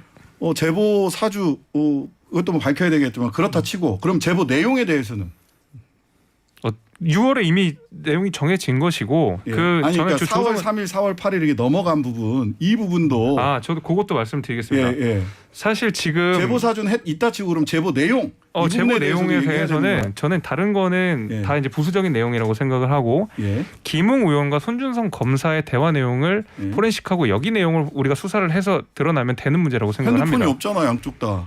이거는 저희가 무조건 해야죠. 이거는 무조건 해야 된다고 수사를 해야 된다고 생각을 하고 저는 이거 제보 사주 의혹과 소위 말하는 고발 사주 의혹이 이제 국민의힘이 계속 물타기를 하는 게 아니냐라고 말씀들 많이 하시는데 제보 사주는 제보 사주대로 있는 것이고 고발 사주는 고발 사주대로 있는 것입니다. 둘 다 굉장히 무거운. 그러니까 최초에는 뭐 이게 박지원 국정원장이 4월 달까지 이것까지를 다 빅픽처를 그렸던 거 아니냐 그런 건 아니고요. 6월 달에 아니다. 김재원 의원이 그걸 딱 가르치더라고요 오늘 아침에. 6월 달에 조성은 씨가 뉴스버스 기자를 만난 사실이 있고 8월 달에 어쨌든 간에 그 박지원 원장을 만난 사실이 있고 9월 달에 뉴스 보도가 나갔고 조성은 씨 말에 빌리면 타이밍 이야기를 했잖아요. 저는 내용에 대해서는 어쩔 수 없다고 생각을 하고 이미 자료도 다 있는 확보가 된 상황이고 적어도 그 타이밍 조성은 씨가 말한 그대로 그 시기에 대한 논의는 분명히 있을 수 있었다고 생각을 합니다. 물론 뉴스버스는 그렇지 않다고 얘기를 하지만은 결국에는 내심의 의사를 모르는 경우에는 우리가 정황으로서 봐야 되는 것인데 정황으로서 봐서도 이거는 아무런 상관이 없다라고 말하는 것이 오히려 합리적이지 않다는 거죠. 근데 그게 중요한 게 아니라 제가 궁금한 건 국민의힘의 태도예요. 국민의힘은 왜 정점식 의원이 자기 보좌관을 통해서 제출했다는 고발장 그 내용하고 이 4월 8일 거하고 너무 똑같은데 우리가 보기에는. 그런데 그것에 대해서는 왜 출처를 제대로 밝히지 않고 정황상 너무 이해가 안 가는 상황인데 아무런 말도 안 하고 있어요? 글쎄요. 저는 이번에 공수처 입장을 들어보면 공수처 입장에서도 손준성 검사가 작성한지 여부는 불확실하다라고 공수처의 수사 또 이야기를 했던 만큼 고발장을 누가 작성했는지에 대한 문제는 아직 남아있다고 생각을 하고 이 고발장을 누가 작성했는지가 확인이 된다 그러면 그다음에 이게 어떤 식으로 경로가 돼서 사실상 거의 유사한 고발장이 미래통합당 발로 고발이 되었는지까지도 그 밝혀질 수 있다는 생각이 들거든요. 근데 아직 고발장을 누가 작성했는지에 대해서 아무도 확정하지 못한 상황이기 때문에 그거 김재원 이 위원장이 부분을 해야 기다려야 되는 거잖아. 된다는 김재원 것이죠. 위원장이 왜 아직도 일을 안 하고 있어요? 왜 자꾸 오늘부터 제보자만 일하시는 거 아닙니까? 자꾸 제보자만 첫날부터 너무 얘기하고. 많은 걸 바라시는 거 아닙니까? 김영남 의원님 입장을 한번 확인을 해봐야 되는데 윤석열 캠프 좀 말이 왔다 갔다 해가지고 만약 손준성 등 검찰에서 그런 고발장을 작성을 했다면 직접 지시하지 않았다고 하더라도 윤석열 후보가 직접 지시하지 않았다고 하더라도 일반적 지휘 책임에 따라서 유감이나 사죄를 할 의사가 있다. 저번에 말했잖아요. 라고 왔다 갔다 했어 그게. 근데 그러니까 뭐 기관의 장으로서 본인이 지시하거나 부탁한 바는 전혀 없지만 자기가 장으로 있던 그 기관의 조직원 중에 누가 일탈행위를 했다면 개인적 일탈이다. 했다면 사과하는 게 맞겠죠. 그런데 그 지난 대통령 선거 때 있잖아요. 그때 당시는 김경수 의원이었죠. 그 얘기 하실 줄 알았다. 김경수 의원이 문재인 후보 수행팀장이었어요. 거의 하루 24시간 같이 붙어서 두 분이 다니셨거든요. 저도 방송국에서 문재인 후보가 그때 방송 출연할 때 같이 온 김경수 수행팀장을 여러 번 봤어요. 근데 그 시기에 드루킹 일당과 공모한 그 댓글 조작 사건이 일어난 거잖아요. 그러니까 사과할 부분은 분명히 사과를 해야죠. 근데 문재인 대통령 사과 그 부분이 있었어요. 문재인 얘기 갈 필요도 없고 사과해야죠. 뭐 양쪽에 다 사과하면 되는 거 아닌가요? 더 중요한 건 그게 아니라 지금 현재 윤석열 전 총장의 장모 의혹 관련된 대응 문건도 지금 나왔다는 거잖아요. 예, 그 부분으로 넘어갈 타이밍이었어요. 왜 이렇게 예. 우리 윤 전 총장님은 그 본인의 그 주변 가족이죠. 가족과 관련된 여러 가지 문제점에 대해서 검찰 조직이 그렇게 나서가지고 문건들을 이게 레드팀인지 뭔지 잘 모르겠습니다만은 레드팀. 네, 정말 중요한 말이죠. 레드팀인지 뭔지 모르겠습니다만은 예. 어쨌든 윤 전 총장의 그 식구들 문제와 관련해서 계속 이런 종류의 문건들이 계속 나오는 이유가 도대체 뭘까요? 그거는 공무원을 해보신 분들은 다 이해를 하시겠습니다만 총장님의 개인적인 것도 해서요? 당연히 그 기관에서 정리를 해놔야죠. 왜냐하면 대응 문건인데 그냥 정리가 아니라 아니 그거는 정리한 내용이죠. 그러니까 예를 들어서 법사위가 열리는데 법무부 장관이 어떤 야당이 됐던 여당이 됐던 검찰총장의 친인척과 관련한 수사 내용의 질의가 들어올 경우 답변 자료를 만들어줘야 될 거 아니에요. 네. 그건 저희 전혀 모르는데요. 그런 사건이 있었나요? 할 수는 없는 거잖아요. 그거는 검찰뿐만 아니라 예를 들어서 뭐 그게 기재부가 됐던 국세청이 됐던 소속 장의 친인척과 관련된 사건 내지는 의혹과 관련해서는 정리를 해놔야 질의가 들어올 때 그래서 그 사건은 어디서 수사 중인 것으로 알고 있습니다라는 답변을 할 수 있을 거 아니에요. 조정해야 되는 거죠.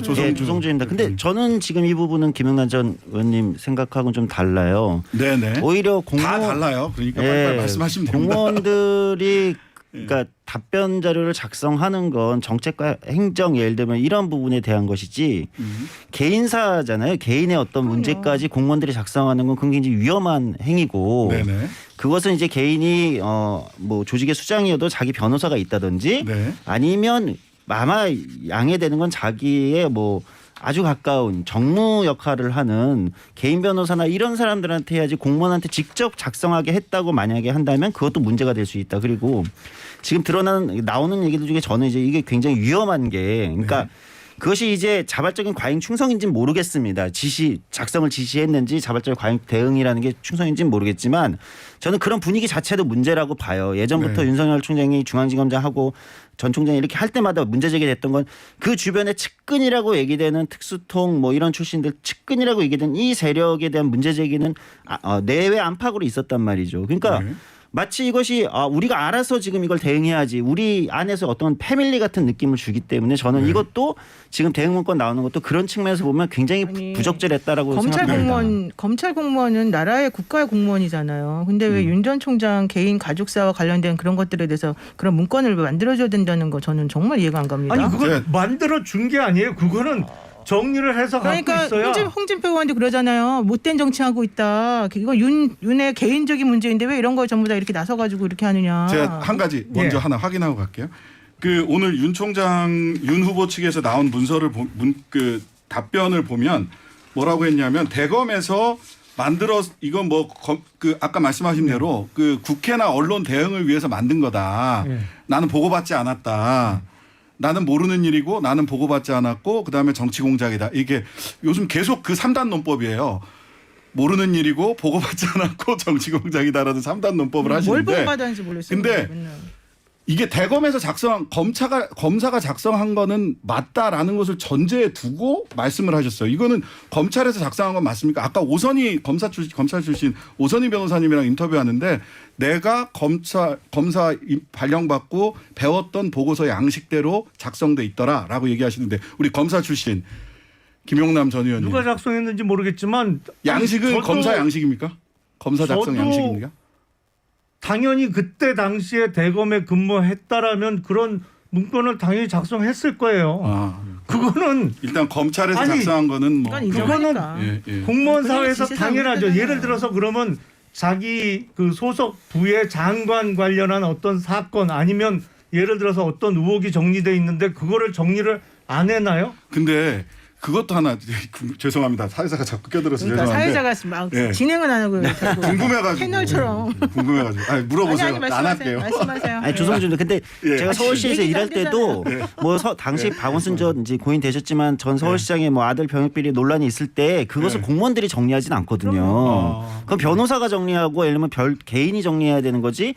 그건 비워놓죠. 절대 공무원들이 그거를 정리를 했다가는 오히려 눈에 찍힐 수도 있는 거 아닙니까? 수장이 잘못 정리했다가는. 그래서 저는 잘못 정리했다. 그거는 계속 아니 그거는 납득하기 뭔가 어려운 것 같아요. 뭔가 예, 김영남 전 부서에 의원입니다. 근무를 안 하셨겠죠. 왜냐하면 그건 정리를 안 할 수가 없는 게 예를 들어서 박원순 당시 서울시장의 아들 병역 비리와 관련해서는 이제 곧 이제 국감 시즌이잖아요. 예. 국감에서 질의가 안 나올 수가 없거든요. 그쵸. 그러면 당연히 서울시장이 국감을 준비하면서 보는 기초 자료에 당연히 그걸 만들어서 주죠. 그러면 아니죠. 그거는 그 누구를 위해서 부분은 비워서 만들어주나요? 주고 아니, 그- 개인이 자기 변호사한테 자기 답변을 아니 가져오든지 전혀 하죠. 그렇지 않습니다. 그거는 근데 잘못됐다는 생각은 안 하세요? 근데 그러면? 저는 그렇게 작성을 하는 그랬다는 경우가 있을 수 있는데 공무원 그렇다고 조직에 치더라도. 그거 자체가 저는 좀 문제라고 보는 거죠. 그런 거를 작성하는 건 공무원 조직이 해야 되는 게 아니다. 예를 들면 이런 얘기인 건데 자, 그 시각차이인 것 같아요. 자, 예, 그렇습니다. 일단- 그런 게 만약 작성이 됐다고 하더라도 당연히 공무원 조직에서는 그런 걸 만들면 안 된다.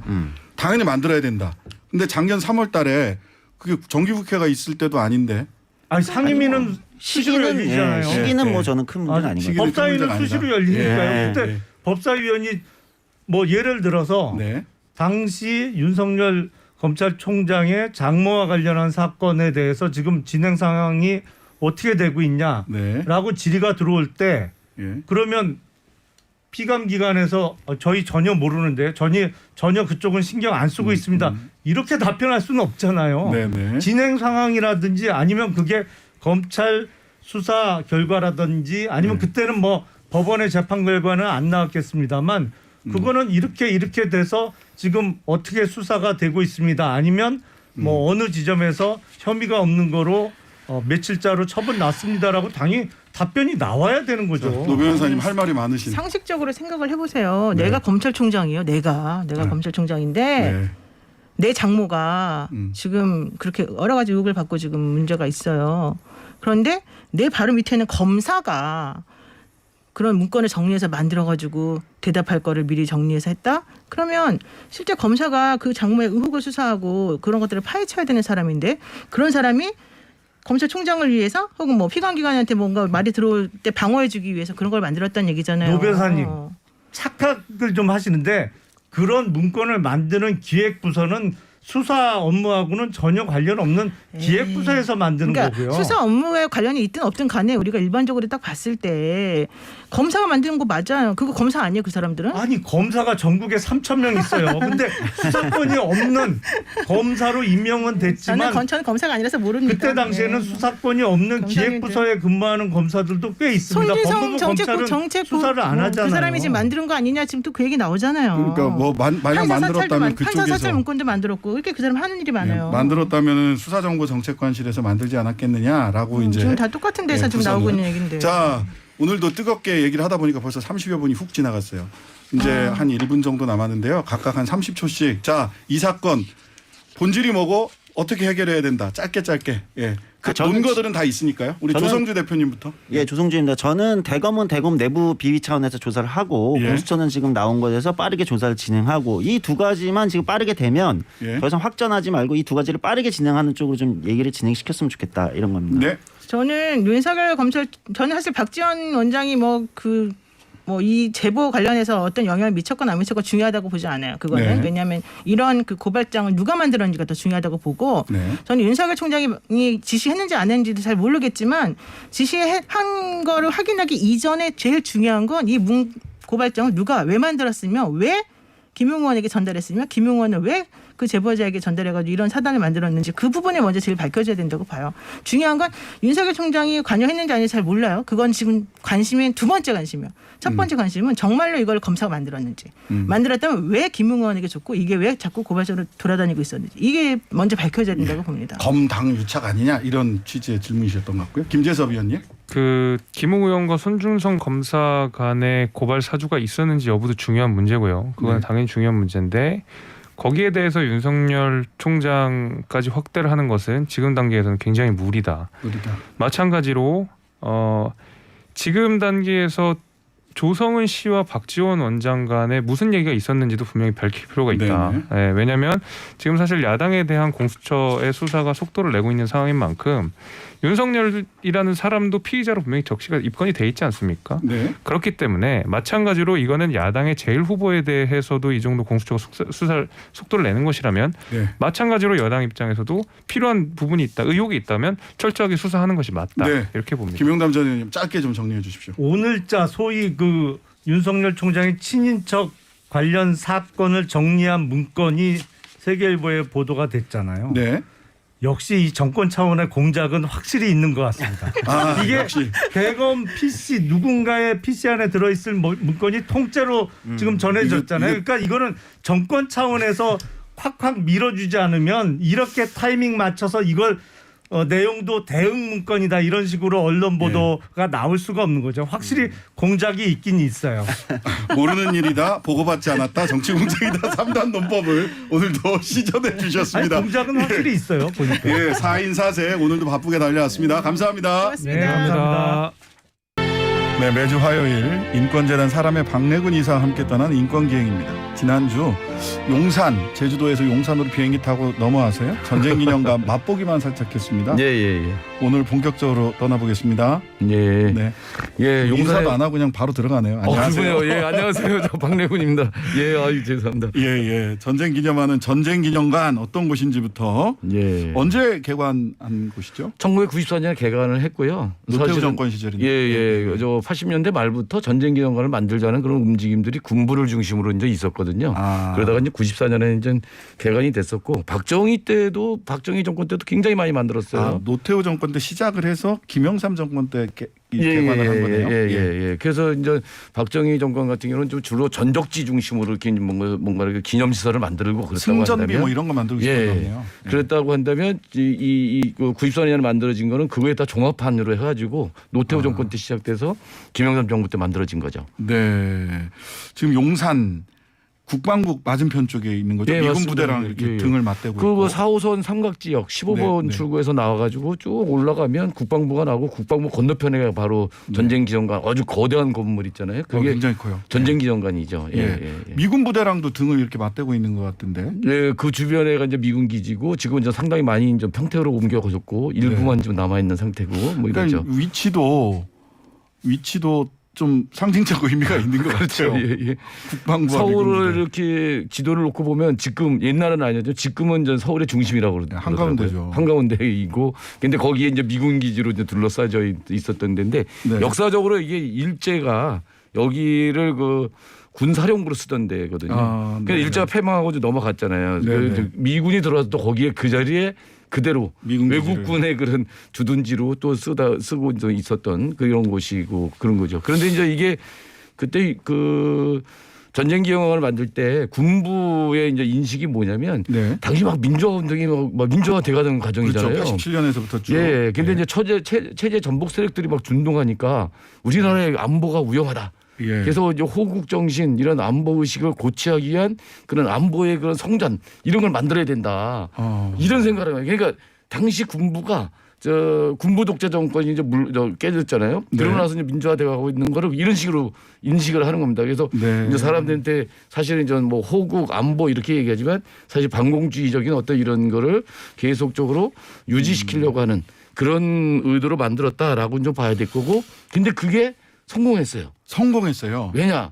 거기가 우리나라에 이제 뭐 기념관도 있고 박물관도 있고 뭐 그러는데 제일 많이 가거든요. 1년에 220만 명. 그러니까 코로나가 작년에 있어서 저긴데 2019년에 220만 명이 한 해 거기 방문을 하는 거예요.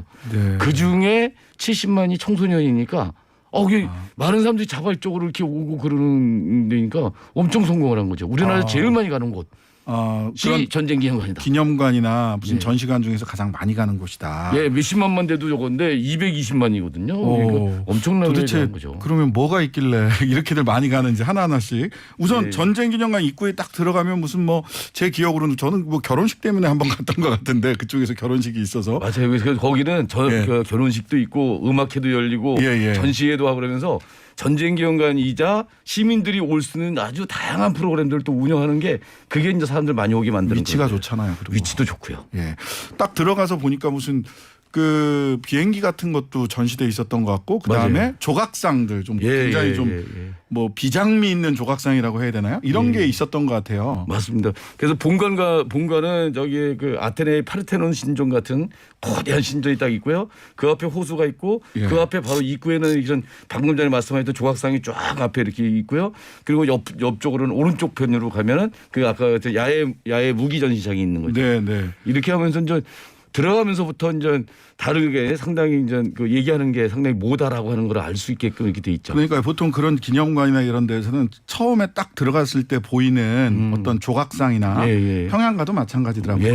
딱 어느 장소에 갔을 때 보이는 조각상이 그 말하자면 그 정신, 그 기념관의 정신의 엑기스, 핵심을 딱 응축해 놓은 조각상이 보통 정문으로 딱 들어갔을 때 보이는 조각상이나 어떤 건축물인데 어떤 조각상이 있는 겁니까? 우리는 이제 청동상이 있고요. 청동상. 청동검 칼이요. 아주 거대한 청동검이 있습니다. 그리고 강개토 대왕들도 옆에다 배치를 해놨는데 이게 이제 뭐 이렇게 정복을 하고 그러던 고구려 때 그런 거 뭐 이런 것처럼 해갖고 그런 그 뭐랄까 군부의 어떤 이런 생각들을 갖다가 그렇게 표현한 거죠. 그리고 거기에 이제 청동검 주변에 그 전쟁 때 이렇게 이제 활약을 했던 사람들 군상들을 쭉 만들어놔요. 이렇게 해서 하니까 굉장히 강인하면서 굉장히 진취적이고. 뭐 이런 거잖아요. 거기 이제 옆에 이제 형제상이 있어요. 형제상이 있습니다. 이제 있는데 거기에 이제 그 형은 남쪽 군인입니다. 제대로 복장 차려입고 총도 들고. 근데 북쪽에 이제 동생이 이제 북쪽에 동생이거든요. 근데 작고 거기에 형은 이제 푹 안기죠. 형을 안겨 있어요. 근데 이제 그런 생각 말고 딱 보면 그 자체로 감동적일 수가 있어요. 그렇죠. 남과 북의 형제가 이렇게 만나서 포옹하는데 이렇게 주는데 그것도 이게 한참 동안 논란이 됐었어요. 지금은 뭐냐면 전쟁 기념관에서 목표하는 바하고 다른 그런 화합이나 뭐 이런 것들을 나타나는 이런 거니까 거기에 대해서 또 반대하는 이런 얘기도 있었고 그렇죠. 그렇게 북쪽의 동생을 너무 대등한 주체가 아니라 그냥 이렇게 불쌍한 사람으로 표현을 한 게 문제가 아니라 너무 그렇죠. 감성적으로 그렸다. 북한을 갖다가 선멸해야 되는데 무찔러야 되는 대상인데 되는 상대인데 이걸 끌어안아주고 막 포옹하고 있으니까 그런 하는 이런 인식들이 군부를 중심으로 있었던 거죠. 그래서 반대가 있었는데 그 논란 끝에 이제 세워졌다고 이제 그럽니다. 근데 이제 그걸 따고 떠놓고 보면 어쨌든 뭐 이런저런 거 봐도 이렇게 남과 북의 그런 그 형제가 끌어안고 이렇게 하는 건 되게 좋은 거 아니에요? 그죠? 그러니까요.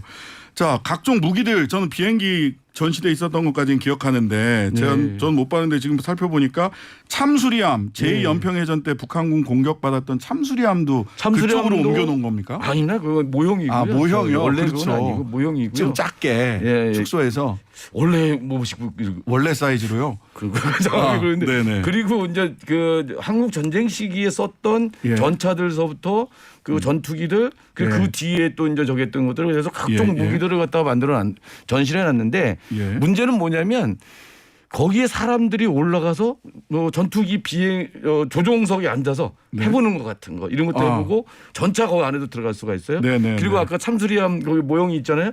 거기도 다 올라가서 볼 수가 있어요. 그러면서 거기가 아이들의 놀이터 그리고 가족들이 사진 찍는 기념사진을 찍는 그런 곳이거든요.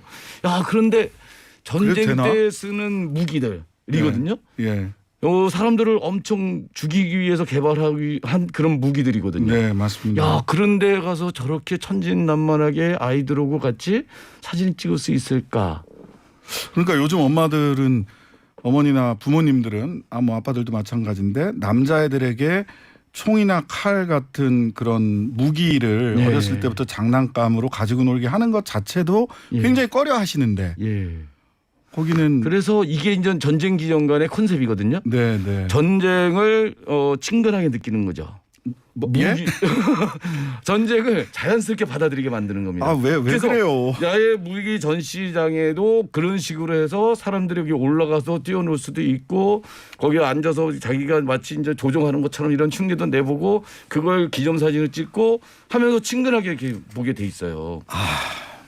그런데 전쟁 기념관 전체가 그래요. 특히 이제 전쟁 기념관의 전시 기법이 굉장히 이 신기술들을 많이 사용합니다. 스마트하게. 그래서 이제 그 청소년들이 네. 마치 게임하듯이 전쟁의 역사 속에서 게임하듯이 그거를 즐길 수 있게 돼 있어요. 전쟁은 즐길 수 있는 그런 게 것이 아닌데 아니죠. 굉장히 왜곡된 인식을 줘가지고 정말 걱정이 되거든요. 저게 전쟁이라고 하는 것에 대해서 진짜 정확하게 알려주고 뭐 해야 되는데 그러니까 전쟁을 기념하는 방식은 두 가지로 이제 보통 얘기를 합니다. 네네. 모뉴먼트하고 그 메모리얼인데 네네. 모뉴먼트는 뭐냐면 그 진짜 기념하는 영웅적인 거. 뭐 이런 거 있잖아요. 그래서 예. 전투에서 승리했던 그 영웅들 뭐 이런 걸 중심으로 대한민국 곳곳에 승전비 영웅들 예. 뭐 이런 거 많아요. 우리나라는 순 이런 식으로 돼 있어요. 예, 맞습니다. 메모리얼은 뭐냐면 전쟁의 참상들을 기억하면서 다시는 전쟁이 일어나지 않도록 하기 위해서 네. 그리고 해서 이제 평화로 가자라고 네. 하는 식의 건데 우리는 메모리얼 방식의 전쟁을 기억하는 곳은 별로 없는 거죠. 민간들이 하거나 이렇게 하는 데들이 있는 거죠. 네. 근데 이건 우리나라만이 아니라 네. 북한도 그렇고 네. 중국도 그렇고 네. 네. 미국도 비슷해요. 미국은 좀 다르다랄까? 뭐 이렇게 네. 하는데 이게 한국 전쟁을 기억하는 방식들이 예. 메모리얼보다는 모뉴먼트 모뉴먼트. 방식으로 이렇게 하게 되니까 그래서 요로 쭉 둘러보고 나면 이게 이 방식으로 계속 가고 있구나. 그래서 이제 반공주의적인 그런 국가가 북한의 침략, 인민군을 막아내서 뭐 이렇게 싸워서 뭐 이렇게 지켜낸 거 이런 영웅서사들이거든요. 네. 평양 가면 거꾸로 돼 있겠죠. 돼 있습니다. 제가 평양을 2번 갔다 왔는데 거꾸로 돼 있습니다. 이런 것도 참 불행한 거거든요. 나중에 네. 통일이 되려면 한국 전쟁에 대한 인식들을 좀 맞춰보는 네. 공통점도 찾아가지고 네. 뭐 이렇게 좀 가야 되는데 한쪽이 서로 이겼다 그러고 서로 나쁜 놈이라고 네. 그리고 적개심을 이렇게 부추기고 이런 식으로 갖고는 참 어렵지 않을까 생각을 합니다. 그러니까 전쟁기념관이 모뉴먼트 방식이고 메모리얼이 아니라 평화를 기억할 수 있는 메모리얼이 아니라 모뉴먼트 방식이고 게임하듯이 전쟁을 체험하게 하고 또 북측에 대한 적대감을 불러일으키는 방식으로 예. 구성돼 있다. 그 근데- 예전에는 예, 예. 그 거기 가면요 그 소총 사격 네. 시뮬레이션이라는 뭐 총도 쏴봐요. 청소년들 할 수 있는 그런 것도 있었고요. 그 노량진 전투라고 하는 거를 또 거기다가 해놨어요. 네. 노량진 전투는 뭐냐면 북한이 막 저기 쳐들어올 때 이제 그 서울이 함락되고 그러잖아요. 서울이 네네. 함락되기 전에 이제 이승만은 도망갔잖아요. 저 도망가서 대전 거기 가서 뭐 서울 시민 여러분 우리 국군이 잘 막고 있으니까 아무 걱정하지 말고 일상생활에 뭐 오 맞아요. 하라고 그랬잖아요. 네. 그게 거짓말 친 거잖아요. 네. 그리고 이제 그 한강다리 폭파시키고. 폭파시켰어요. 예. 그래놓고 이 노량진 쪽에서 네. 북한의 북쪽의 인민군들이 넘어오는 것을 막는 6일 동안 막았다. 그래서 굉장히 성공한 전투다라고 하는 거를 그 아주 그 스바탄 기법을 했잖아요. 게임하듯이 막 네네. 화면에 막 쫙 그 영화 보듯이 쫙 나와요. 아니, 이런 식으로 하니까 이게 너무 왜곡이 큰 거죠. 아 이거 굉장히 부끄러운 역사인데. 그러니까요. 그런 게 하나도 없고요.